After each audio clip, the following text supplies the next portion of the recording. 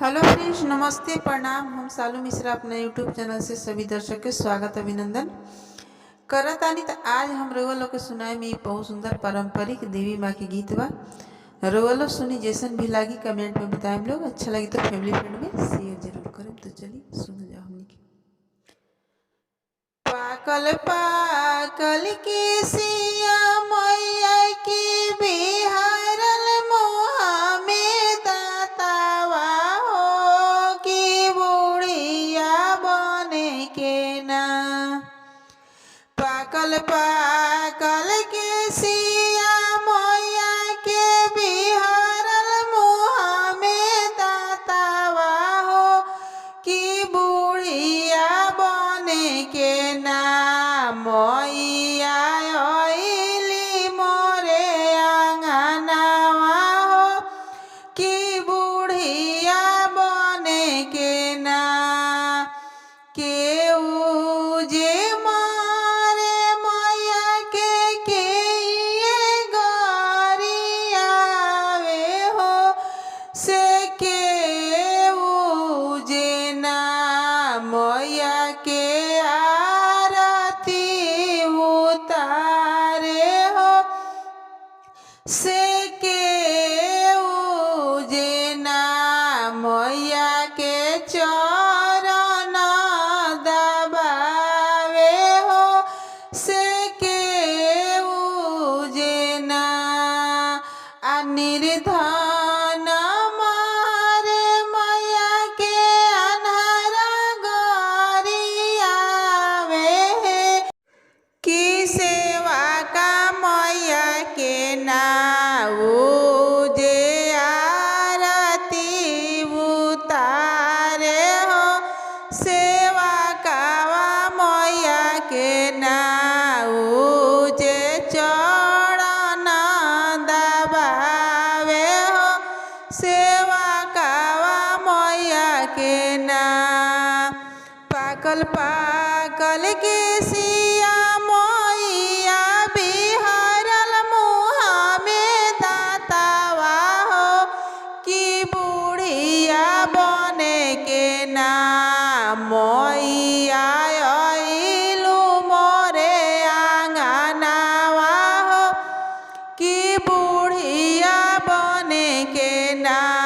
मैया अइलू मोरे आंगनवा हो की बुढ़िया बने के ना।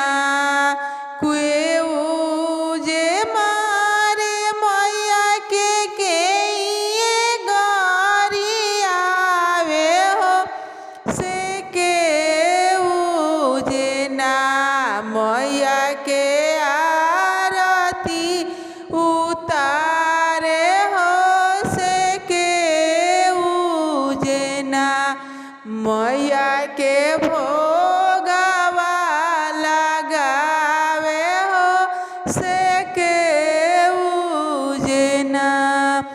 बाझी न मारेली माराझिन गरिया वाली हो बालकवा के मैया ना जे भोगवा लगवली हो बालकवा के मैया ना जे चरण दबा आवस हो बालकवा के मैया ना जे भोगवा लगावस हो बालकवा के मैया ना। पाकल पाकल के सिया मैया बिहारल मुहा में दातावा हो की बुढ़िया बने के ना। मैया अइलू मोरे आंगनवा हो की बुढ़िया बने के ना। होते भीनु सहर मैया पूजावा परे बैठली हो की आंधा लोगवा ना मैया के छेकले दुआरिया हो किया अंधा लोगवाना छोड़ू छोड़ू अंधा लोगवा हमारी दुआरिया हो तुरंत देबो ना तोहारा नायन सोबरनवा हो तुरंत देबो ना तोहारा नायन सोबरनवा हो तुरंत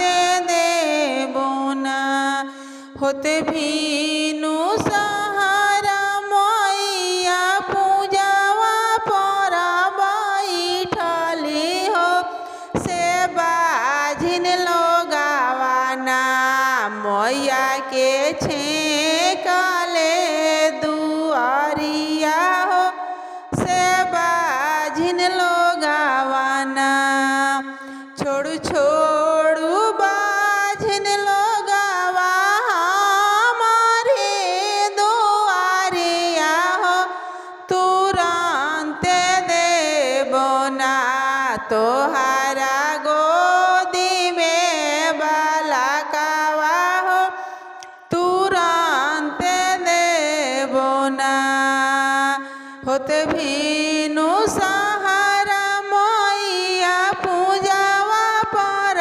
बैठली हो से अंधा लोगवाना मैया के छेकले दुआरिया हो से निराधन लोगवाना मैया के छेकले दुआरिया हो से बालका लोगवाना छोड़ू छोड़ू निर्धन लोगवा हमारे दुआरिया हो तुरंत देबो ना तोहरा धन सोबरनवा हो तुरंत देबो ना छोड़ू छोड़ू बालक लोग हमारी दुआरिया हो